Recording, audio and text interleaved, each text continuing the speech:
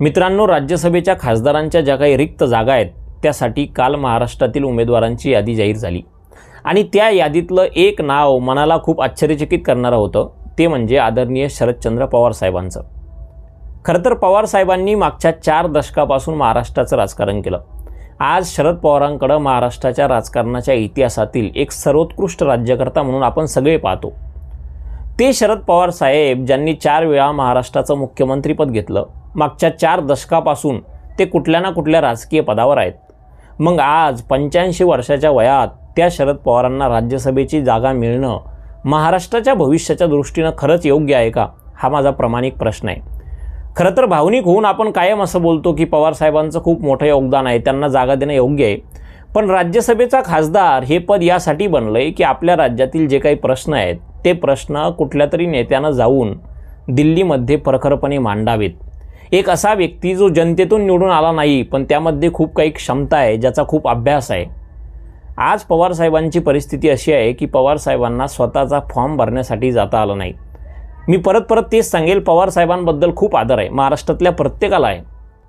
पण आयुष्यामध्ये कधी थांबणं गरजेचं असतं आणि एखाद्या युवकाला जर आज संधी मिळाली असती तर खऱ्या अर्थानं त्यानं तिथं जाऊन महाराष्ट्राचे प्रश्न मांडले असते. आणि महाराष्ट्रातील खरं तर मी नेहमी राघव चड्डांबद्दल बोलतो की एक चांगला खासदार काय करू शकतो. आज राघव चड्डाही राज्यसभेवर खासदारच आहेत, पण त्या माणसानं स्वतःच्या प्रश्नातून, स्वतःच्या अभ्यासातून अशा प्रकारे स्वतःची ओळख निर्माण केली आज देशामध्ये. मग तसा एखादा तरुण तडफदार माणूस या 3 पक्षांमिळून कोणाकडेच नव्हता का की तुम्हाला शरद पवार साहेबांचं नाव द्यावं लागलं. खरं तर पवार साहेबांनी आयुष्यात प्रत्येक प्रकारचं पद घेतलं, त्यामुळं असं नाही की ते कधी राज्यसभेवर खासदारच झाले नाही आणि त्यांना ती एक इच्छा होती म्हणून त्यांना ते पद दिलं गेलं. त्यामुळं हा जो काही निर्णय आहे तो खरंच मनाला आश्चर्यचकित करणार आहे. कारण माझी कायम अशी अपेक्षा असते की तरुणांना त्या ठिकाणी कुठेतरी संधी मिळावी आणि महाराष्ट्राच्या विकासासाठी त्या ठिकाणी हातभार लागावा.